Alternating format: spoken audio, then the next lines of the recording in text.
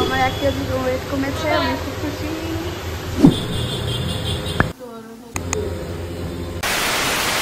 উষ্ণ গরম জল এবং লেবু দিয়ে আজকের দিনটা আমার শুরু করলাম। আর যেহেতু আমার লেমন টি শেষ হয়ে গেছিল তাই রচাই আজকে খেলাম, আর তার সাথে 2টো খেজুর। একদম 11টার সময় আমার কিছু ফ্রুট লাগে তাই ফ্রুটও খেয়ে নিলাম।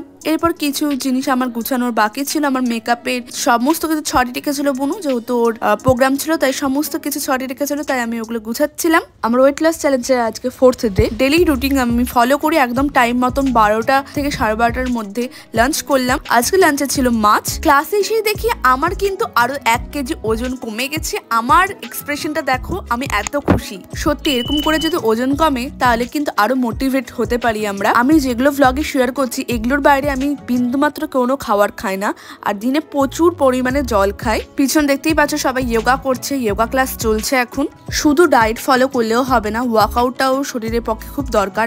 আর শুধু ওয়ার্কআউট করলেও হবে না, ডায়েটটাও খুব দরকার। দুটোই ইকুয়াল শরীরের দরকার। কিন্তু এটা ঠিক, ওয়েট লস করতে গেলে ডায়েটে 80% আর ওয়ার্কআউটে 20% থাকে। কালকে যেহেতু টিচার্স ডে তাই 5:30টার ব্যাচে আমাকে একজন আগেই টিচার্স ডে অ্যাডভান্স গিফট দিয়েছে চকলেট, কিন্তু এই চকলেটটা আমি খাবো 30 দিন পর, কারণ চ্যালেঞ্জ নিয়েছি 30 ডেজ, চিটিং তো করা যাবে না। এরপরে দেখছি 6:30টার ব্যাচে সবাই কিছু একটা সিরিয়াস আলোচনা করছে, মেবি ওরা টিচার্স ডে নিয়েই কিছু আলোচনা করছে। তারপর অনলাইন ক্লাস করালাম। তারপর বাড়িতে এসে ফ্রেশ হয়ে ডিনারে ছিল 2টো মাছ এবং সবজি। রাতের বেলা আমি ভাত বা কার্বোহাইড্রেট জাতীয় যে কোনো জিনিস আমি অ্যাভয়েড করি। তারপরে জল খেয়ে ঘুমিয়ে যাই আমি।